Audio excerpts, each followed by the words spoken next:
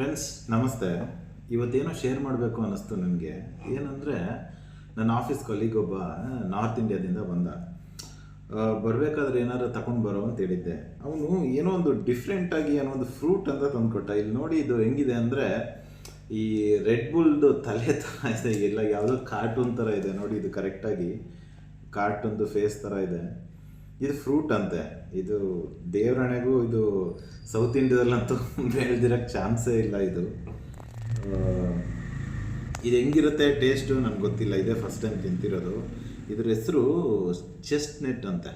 ಇದು ಬಿಕಾಸ್ ಇದು ಒಳಗಡೆ ಶೇಪೆಲ್ಲ ಆರ್ಟ್ ಥರ ಇರುತ್ತೆ ಅಂತ ಹೇಳ್ತಾ ಇದ್ದ. ನನಗೂ ಗೊತ್ತಿಲ್ಲ, ಇದು ಓಪನ್ ಮಾಡಿ ತಿನ್ನೋಣ ಹೇಗಿರುತ್ತೆ ಅಂತ. ಇದು ಇವಾಗ ಪೀಲ್ ಮಾಡ್ತಾ ಇದ್ದೀನಿ. ಇದು ಹುಷಾರಾಗಿ ಪೀಲ್ ಮಾಡಬೇಕು ನೋಡಿ. ಇದು ಮೇಲ್ಗಡೆ ಈ ಲೇಯರ್ ಮಾತ್ರ ಓಪನ್ ಮಾಡಬೇಕಂತೆ. ಸೊ ನನಗೆ ಓಪನ್ ಮಾಡ್ತಾ ಇದ್ದೀನಿ.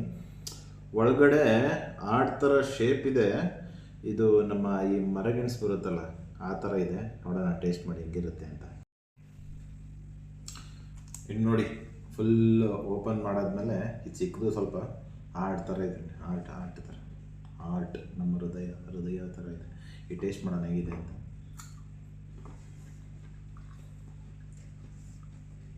ಸ್ವೀಟು ಏನೂ ಇಲ್ಲ, ಖಾರ ಸ್ವೀಟ್ ಏನಿಲ್ಲ, ಒಳಗಡೆ ಬರೀ ವಾಟರು.